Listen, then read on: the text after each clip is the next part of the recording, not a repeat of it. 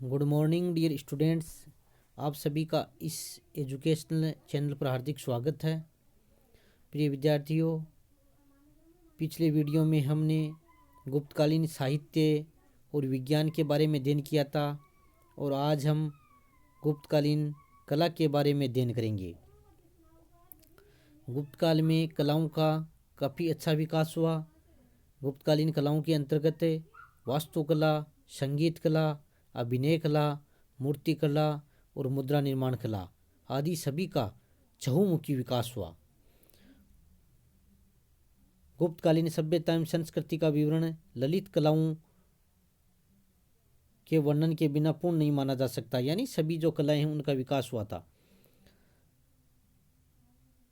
इस काल में ललित कलाओं के साथ साथ वास्तुकला और इन सब का विकास हुआ। तो सर्वप्रथम हम गुप्तकालीन वास्तुकला का अध्ययन करते हैं।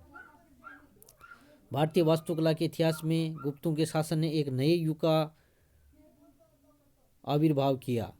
गुप्त काल के पूर्व भवन अधिकांशतः बांस और काष्ठ जैसी शीघ्र नष्ट होने वाली वस्तुओं से बनाए जाते थे। गुप्तकालीन निर्माताओं ने पत्थर और ईंटों से भवनों तथा मंदिरों का निर्माण करवाया।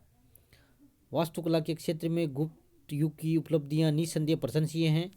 गुप्त युग के राजप्रासाद, भवन, स्मारक और मंदिर, इन सब का हमें इस काल में विकास दिखाई देता है।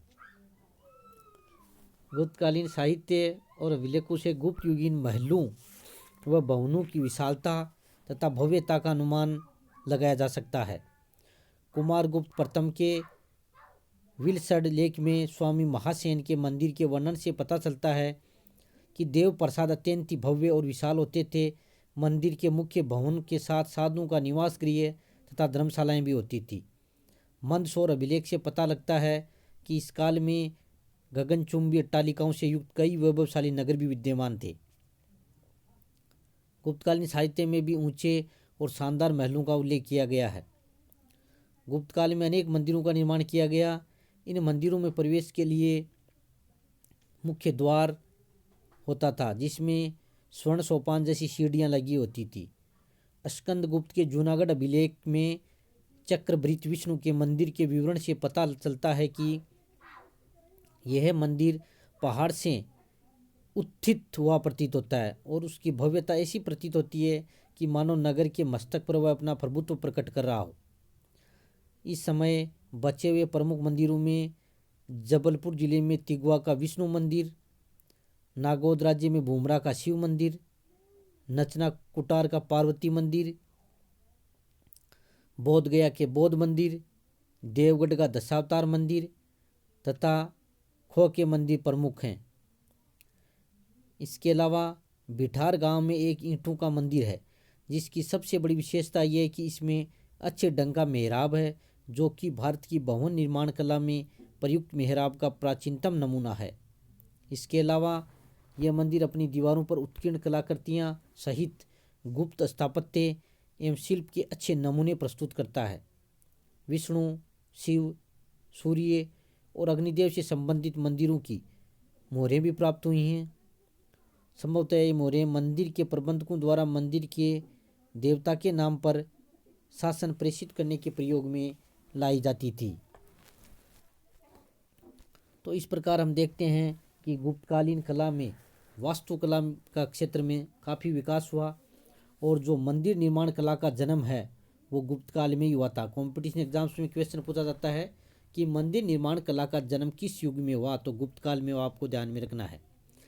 देवगढ़ का दशावतार मंदिर भारतीय मंदिर निर्माण में सीकर का संभवतः पहला उदाहरण है और सीकरयुक्त मंदिर का निर्माण गुप्त युग की महत्वपूर्ण उपलब्धि थी।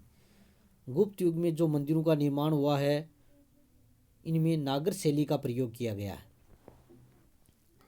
भीतरगांव कानपुर का मंदिर ईंटों से निर्मित है तथा वर्गाकार चबूतरे पर बना हुआ है। इसके शिखर में भारत में सर्वप्रथम मेहराबों का प्रयोग किया गया है, तो ये भी आपको ध्यान में रखना है। इन मंदिरों के साथ साथ गुहा मंदिरों का भी निर्माण हुआ।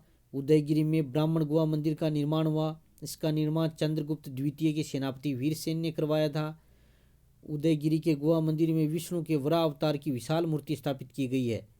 वराह अवतार को समुद्र से पृथ्वी का उद्धार करते हुए अंकित किया गया है। गंगा और यमुना की मूर्ति गुप्त काल की देन है। ये कई बार क्वेश्चन पूछा जाता है। तो इस प्रकार ये जो मंदिरों में मूर्तियों की भी स्थापना की गई। तो इस प्रकार हम देखते हैं कि वास्तुकला के